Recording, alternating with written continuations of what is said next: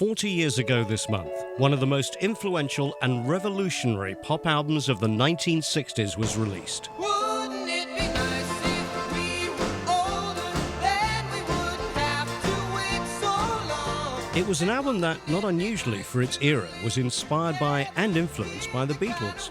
Yet somewhat less commonplace, it would in turn inspire and influence the Beatles. This release helped albums become artistic statements and not just sales units. It contained some of the most imaginative and influential vocal and instrumental arrangements yet heard in rock music. The album was The Beach Boys' Pet Sounds. It was a well-produced album. I took about 4 or 5 months to do it, to produce it. But we went in there and got it kind of like as a spiritual thing, you know. We wanted some spiritual music going, so we tried Pet Sounds, you know. I may not always love you, but long as there are stars above you, you never need to doubt it. I'll make you so sure about it. God only knows what I'd be without you. The album was a culmination of the lifelong love affair with music that its producer, main writer and main vocalist Brian Wilson had. This obsession began in the late 50s. Surfing is the only life, the only way for me now. Surf. By 1961, Brian had formed a band featuring school friend guitarist Al Jardine, his own cousin Mike Love, and his brothers Dennis and Carl. All of the members were singers, of course, but Dennis was also a drummer and Carl was another guitarist. The experience was overwhelming for Carl. I just couldn't believe it when we finally got the group going and I ended up in a group playing guitar. I mean, it was like so far-fetched. I mean, you know, you can imagine, you know, being a little kid and just having this dream and then having it become real. It's like I really had to grow into it because I wasn't up for it. I mean, I wasn't up to it when we started. A new era of expanding mass communication and rock and roll records meant adolescents in the Beach Boys' hometown of Hawthorne, California, could hear and be excited by the exact same sounds as kids in Liverpool, England. Into the melting pot of influences for these young musicians on both sides of the Atlantic went Elvis Presley, Chuck Berry, and, as well remembered by Carl Wilson, Little Richard. When I heard Tutti Frutti when I was about 8 years old, I almost jumped out of my skin. It was just a raw thrill. I mean, just to, you know, at that age to hear that just the way I did, I couldn't,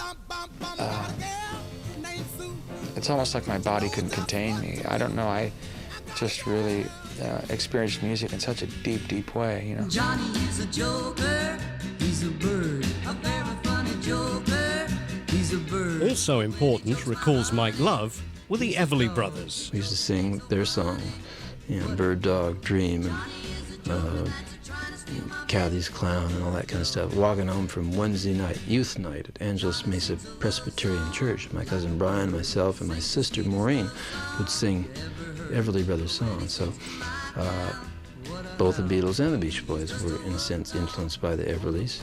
It was beautiful, simple harmony.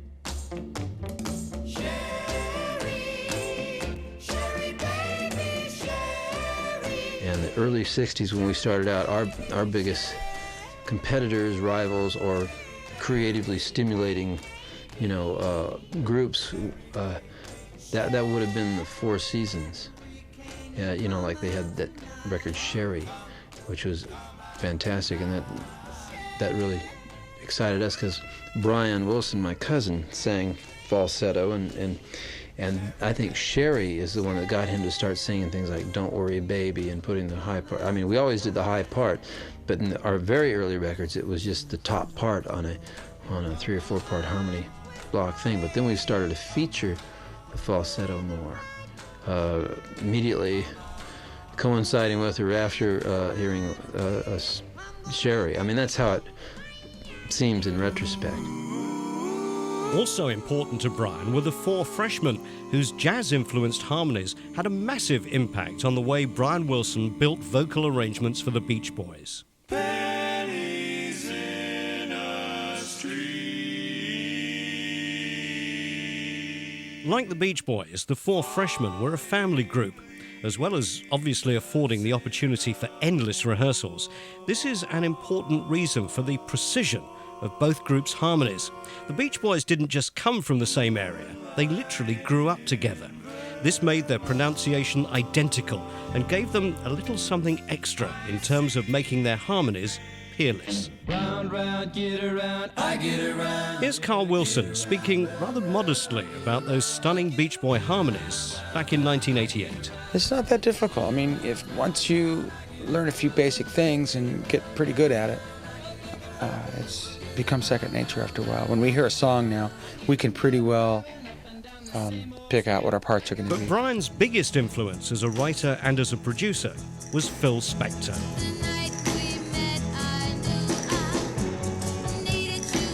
I learned from Phil Spector how to conceive of a framework of a song, to think in terms of production rather than just songwriting, which I was unable to really think as a producer up until the time I really got familiar with Phil Spector's work.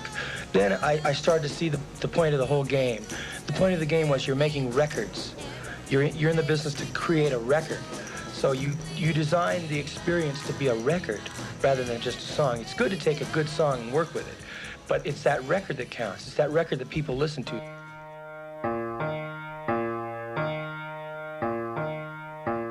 The young Brian even managed to wangle the odd invite to some of Phil Spector's sessions at LA's Gold Star Studios. He was soon combining what he'd learned with his own innovations and, of course, his ever-evolving songwriting, which became more and more adventurous and accomplished in the run-up to Pet Sounds. I usually sit at a piano and chords come.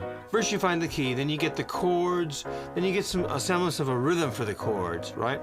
And after that you get the melody comes to you, and then the lyrics come to you. It's an amazing process. As well as having given him and Mike Love the lyrical direction for their early surf lifestyle hits, the Beach began to assume an even greater importance for the already troubled and stressed Chief Beach Boy. The beach has a calming effect on my nerves. The waves are always rolling to shore, and they've been rolling to shore for billions of years, and it gets you in touch with eternity, you know?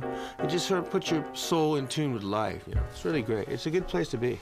By the end of 1965, the Beatles had very much set new standards critically and creatively for groups at home and in the States. From the very beginning, says Mike Love, the Beatles' impact in the States had been massive. What we first remember about the Beatles was not the creative part of it, but just the huge promotion and explosion of popularity that happened at the time they first came to America. Because I think they realized in EMI in England that they had something hot on their hands because they were causing such a storm over here in the British Isles. They wanted to transport that, and they did a fantastic job of it. I think that whole thing was quite phenomenal. Brian Wilson heard the Beatles' Rubber Soul album as soon as it was released in December 1965. It came out in the States on Capitol, the Beach Boys' own label. He was impressed with its unity of atmosphere and the fact that it held together with what he considered to be a certain mood. I've just seen her face, I can't forget the time or place where we just met. She's just the girl for me, and I want all the world to see we've met. It's important to remember that what Brian heard was the American version of the album. Back then, it was common practice for Capitol to change the running order of the Beatles' UK Parlophone albums. In this case, more upbeat, energized and electric tracks like Drive My Car, Nowhere Man and What Goes On were removed, and acoustic numbers like I've Seen a Face and It's Only Love, held over from the British version of Help, were added to the running order. I get high when I see you go by. These songs fitted well with the gentler, wistful likes of Norwegian Wood and Girl already on the British version. The release inspired Brian and gave him the confidence to strike out even further in a direction on his own and try to create an album with a similar unity, building on the progress he made in '65 with more ambitious, thoughtful Beach Boys tracks like Please Let Me Wonder. Now here we are together. This would have been worth waiting forever. I always knew It was an auspicious undertaking. After all, the Beatle he admired most, Paul McCartney, his bass-playing twin born just 2 days before him, was a somewhat more self-assured character, to put it mildly. Not only that, Macca had the small matter of none other than John Lennon as a sounding board and co-writer.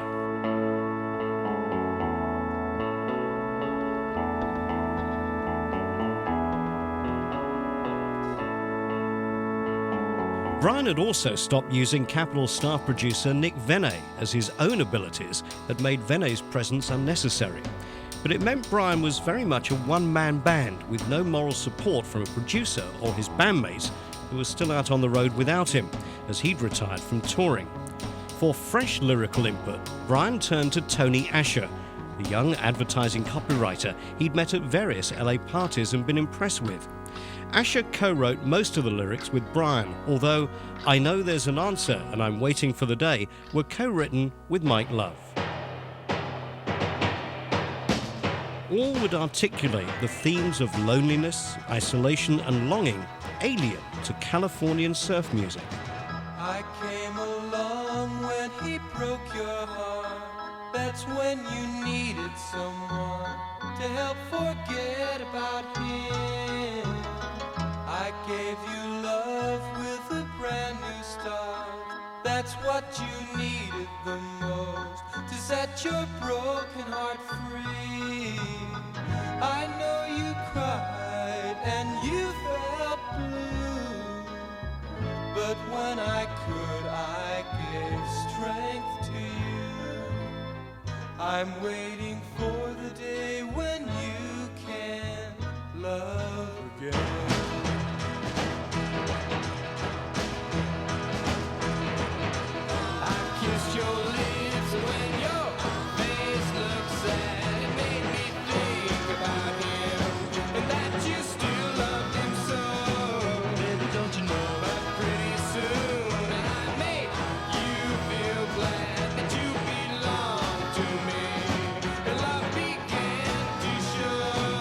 For the sessions, Brian used a stunning array of LA musicians, many of whom were veterans of Phil Spector's records.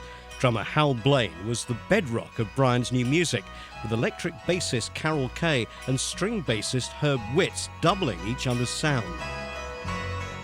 This technique of blending instrumental sounds was something Brian had developed from Spector's example. Like his mentor, Brian would combine instruments to create a new sound, but he took it a step further. He'd have 3 pianos, or he'd combine the sound of a piano with the sound of a guitar to create a distinctive and ethereal sound. The 3 pianos, a grand, an electric and an upright, would all be slightly out of tune with each other to create a spacious phasing effect. This was a technique well known in classical music, but very rare in pop. Combined with woodwind and strings, Brian now had a groundbreaking sound. When the rest of the Beach Boys returned from touring, with Brian's road replacement Bruce Johnson joining them in the studio as a handy new vocal element, they began adding their parts. Wouldn't it be nice if we were older, then we wouldn't have to wait so long? Wouldn't It Be Nice became the opening track, and the work that both his brother and the returning group put into it was well remembered by Carl Wilson. Wouldn't It Be Nice is a really beautiful record. That's Brian at his finest. That really is a wonderful arrangement. That's all Brian. I mean, that's absolutely Brian delivering the parts and us singing exactly as written. Wouldn't It Be Nice took us about, oh gosh, we all seem to remember taking weeks to get the background parts right. We just couldn't relax and swing with it. It was just a thing that we kept forcing and trying and efforting to come out right. The backing tracks and vocals were of course designed to work perfectly together by Brian, and the combination was explosive. Wouldn't it be nice if we were older, then we wouldn't have to wait so long? And wouldn't it be nice to live together in the kind of world where we belong? No, it's gonna make it that much better when we can say goodnight and stay together. Wouldn't it be nice if we could wait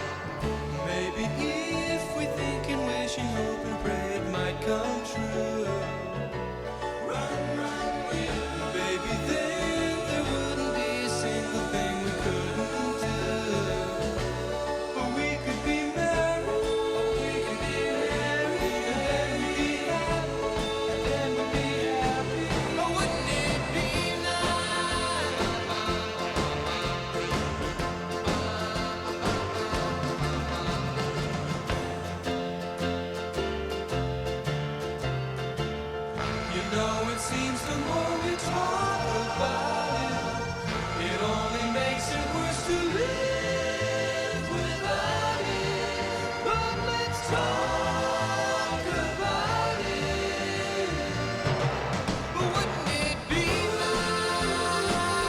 nice? Despite all manner of studio wizardry elsewhere on the album, the vocal dynamics were achieved physically. All the singers were recorded together, and if one needed to be louder than the other, they'd simply lean closer to the mic. Brian wanted it to be perfect. Mike Love remembers doing one small section of Wouldn't It Be Nice more than 30 times.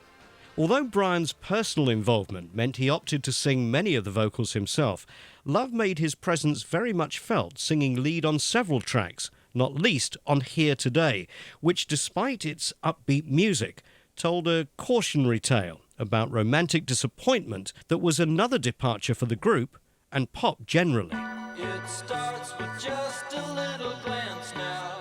Right away you're thinking about romance now. You know you ought to take it slower, but you just can't wait to get to know her. A brand new love affair is such a beautiful thing. But if you're not careful, think about the pain it can bring. It makes you feel so bad, it makes your heart feel sad, it makes your days go wrong, it makes your nights so long. You've got to keep in mind love is here today and it's gone. Tomorrow it's here and gone so fast. Right now you think that she's perfection. This time is really an exception. Well, you know I hate to be a downer, but I'm the guy she left before you found her. Well, I'm not saying you won't ever be in love with her, but I keep on remembering things like they were. She made me feel so bad, she made my heart feel sad, she made my days go wrong and made my nights so long. You got to keep in mind love is here today and it's gone. Tomorrow is here and gone so fast.